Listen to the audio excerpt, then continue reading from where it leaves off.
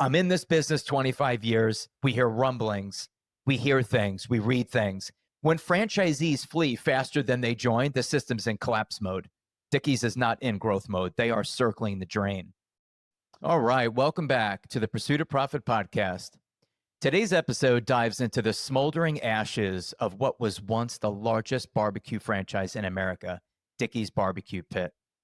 Dickie's was founded in 1941 by Travis Dickey, a World War I veteran who opened his first barbecue stand in Dallas, Texas.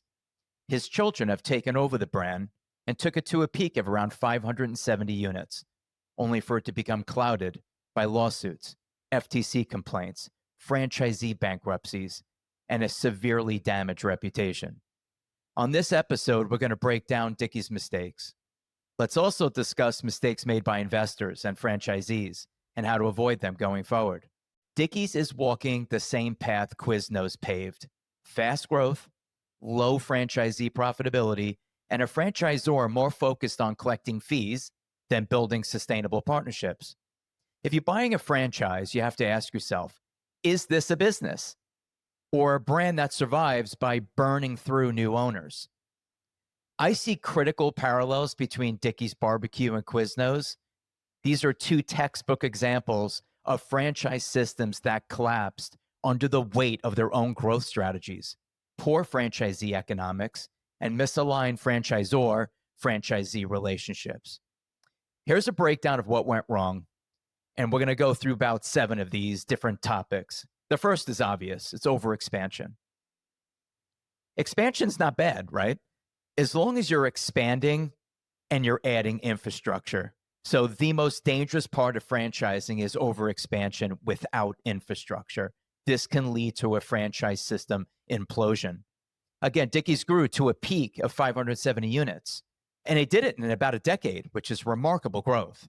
Today, they have under 385 units globally as of December 2024, and that's what's disclosed in their FDD.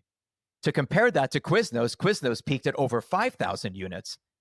They're today under 200 worldwide, effectively dead as a major chain. And quite frankly, I thought that was a pretty good product. I thought it was a better product than Subway. I want you to remember something. You make money on the net profit of the business. The franchisor makes money on your gross revenue. This misalignment, coupled with bad leadership that's myopically focused on gross, vendor rebates, and franchise sales revenue, are absolute recipes for disaster. And there's nothing wrong with the franchise model methodology.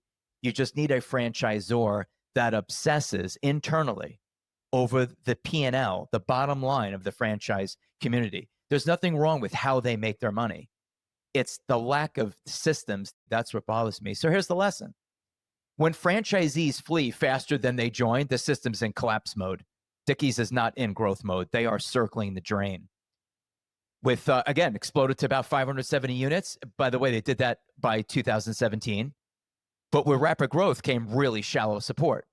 Franchisees reported minimal field training, poor marketing execution, profit margin erosion, and a franchise system stretched beyond its capabilities. No infrastructure. I'm going to quote former franchisees throughout this episode. Quote, I opened 2 stores in 18 months. Corporate was non-existent when we had real issues. I felt like we were just numbers, not partners. That's a former franchisee out of Ohio. The second issue is misrepresentation of startup costs. What's prompting this episode is a New York Times article that investigated Dickie's. It was released June 3rd, 2025, so you could look it up. In the Times, they spoke with 37 franchisees who claimed that they were enticed to purchase franchises based on misleading financial information, and that many were in debt before they even opened the restaurant. I personally read their FDD. Of course, I read the current one. I read the item 7, the initial startup investments. Dickie's listed startup costs around $323,000. The problem with that is that several franchisees, more than several, claim that their real build-out costs are over $900,000. So this discrepancy is shocking.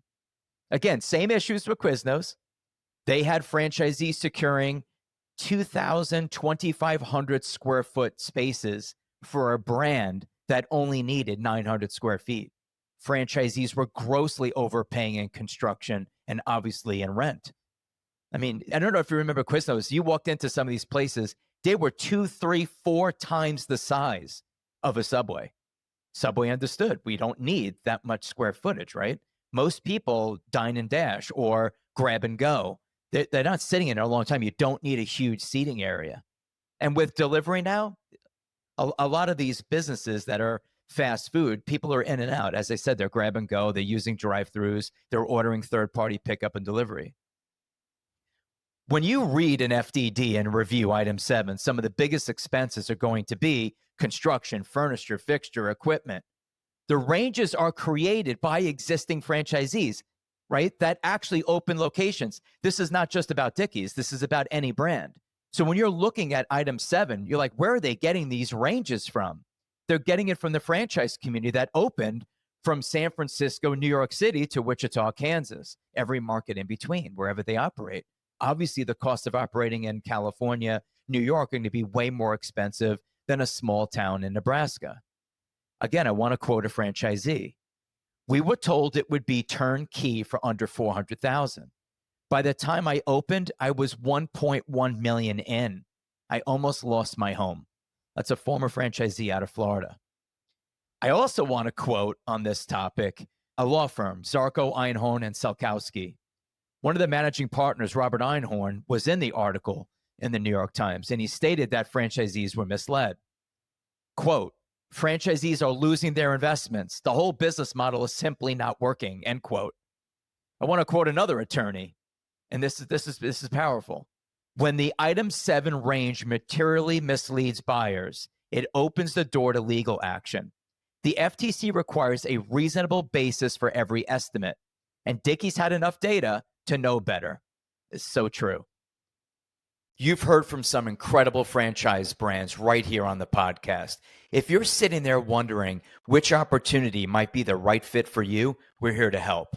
At Franchisee, we offer free consulting services to aspiring small business owners just like you. We'll guide you through a focused, strategic process to help you identify the best franchise match. Call or text us at 561-277-3710 or visit us on the web at franchisee.com. That's FRANOCITY.com. We look forward to working with you. Next up is number 3, okay? Franchisee validation. In this case, poor franchisee validation. Folks, we beat this drum constantly. I know you know this already. You must validate. Don't just investigate. Don't rely on what the franchisor tells you. You must speak to current and former franchisees. Ask them about real build-out costs. Ask them about profitability. Ask them about ongoing support. And one of my favorite questions is this. Knowing what you know today, would you buy this franchise all over again? The answers are shocking, okay? And I'll tell you why. Good brands don't sell franchises. Their franchisees do. Good, happy, successful, profitable franchisees will sing. They'll just sing because they're happy. They're genuinely happy. Not being told to be happy.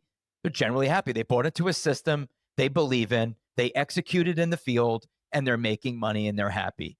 That's what sells franchises, not some guy or gal in a franchise development department. So remember that. But in Dickie's case, validation calls were full of cautionary tales. This is what really gets me, and I'm going to get into this in a minute.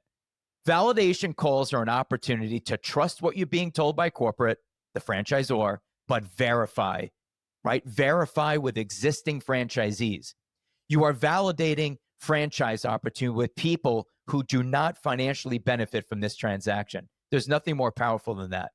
These are some of your most valuable phone calls, and too many people skip this step. This alone should have raised serious red flags. I want you to listen to this because I read it right out of their FDD.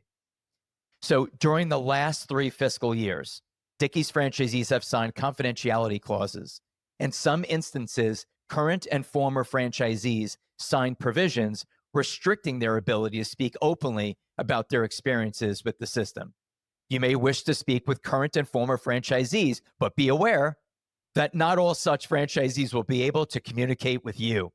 Unbelievable. I don't know how anyone bought this brand after like 2000, really 18, 19.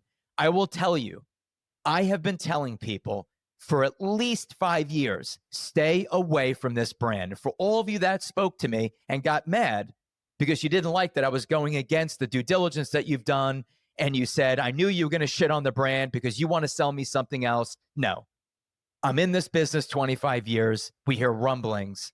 We hear things. We read things. This brand has been plagued with legal issues, franchise closures, unhappy franchisees for years. This is not new. The New York Times article is new. This situation is not new. Okay. On top of that, when a system is struggling, okay, any franchise system is struggling. It's happening right now to Orange Theory. The franchisees organize and they create an independent franchise organization. Well, in Dickie's case, they actually requested to be in the FDD. So as you're looking through the FDD in item 20, you will see something that says Pit Owners Association. They put their email, the website, which I'll give you, at www.pitowners.com. The former president of the Pit, this was founded in like 2018, 19. Again, this is not new. He closed all 6 of his locations. I mean, it breaks my heart to see this happen to people. The Pit Owners Association in 2019 also did a franchisee satisfaction survey. Now, a lot of these surveys are highly subjective and they're really poorly attended.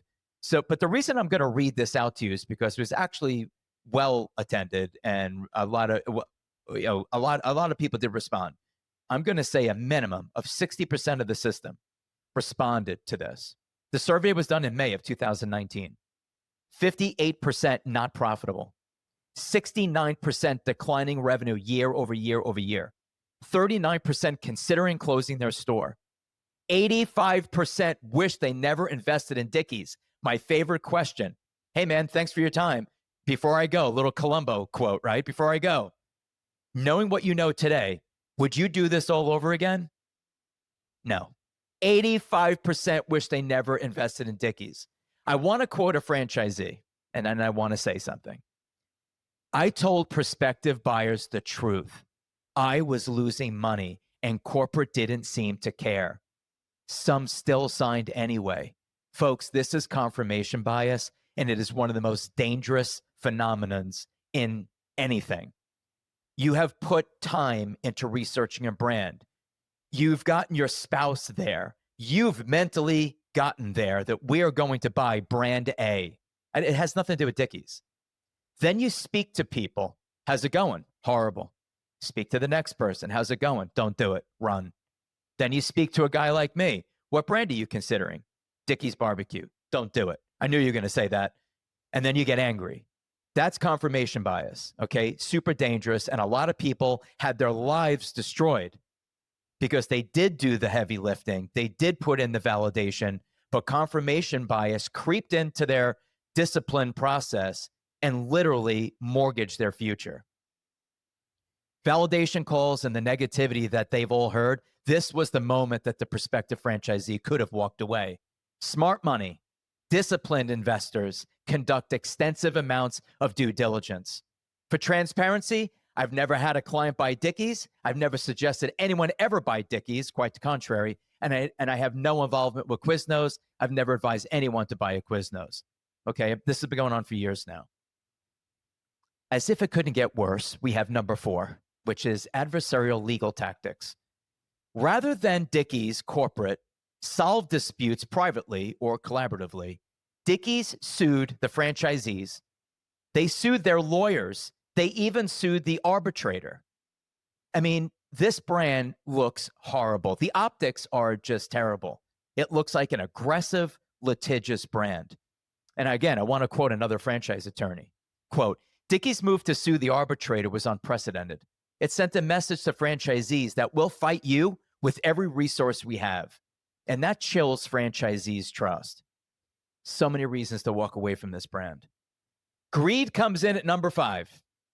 The supply chain conflicts and vendor markups. Again, this is straight out of Quiznos playbook. Many franchisees claim that Dickie's controlled the supply chain, marked up required goods without alternatives. Operators saw shrinking margins. I want to quote a franchisee. This is disgusting, really. I paid more through their vendors than I would have walking into Costco. It was absolutely outrageous, end quote. This stuff is just unacceptable. Number 6, and we've all heard this before, evolve or die. This is a model that never evolved. I mean, they have committed literally every cardinal sin in business. While fast casual franchises and barbecue competitors leaned in on technology, delivery, third-party delivery, apps, menu innovation, store upgrades and design, better equipment, Dickie's lagged far behind. Stores became outdated, customer expectations changed, and the brand didn't.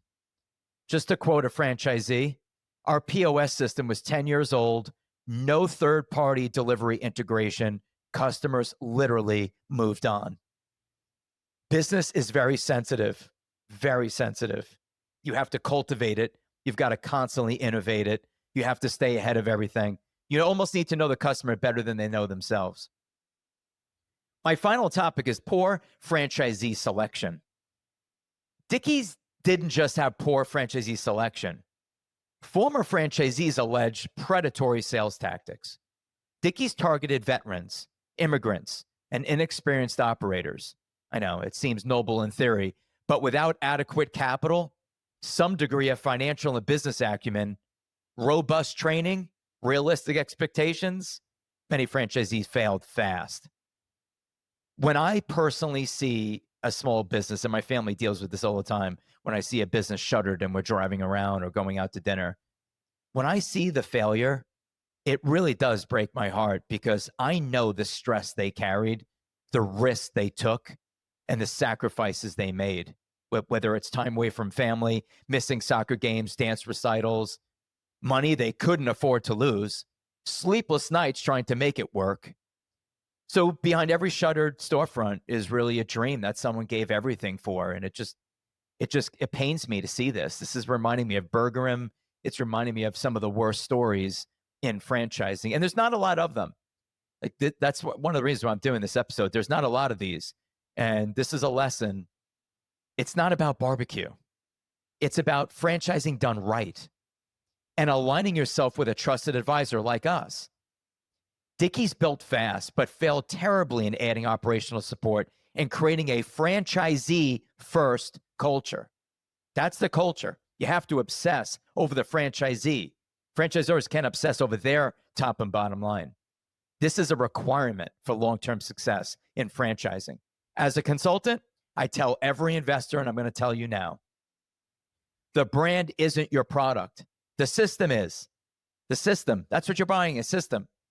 If it doesn't support you, you're just buying a logo. Until next time, ask hard questions, validate relentlessly, be unreasonably selective as to what brand and who you surround yourself with, and pursue profit with purpose. Thank you for listening. If you enjoyed this episode, be sure to like and subscribe so you never miss out on more great content. And if you're considering investing in a franchise, whether it's the brand you featured today or another opportunity, we're here to help. Visit us at Francity.com. That's FRANOCITY.com. We love to help you take that next step towards business ownership.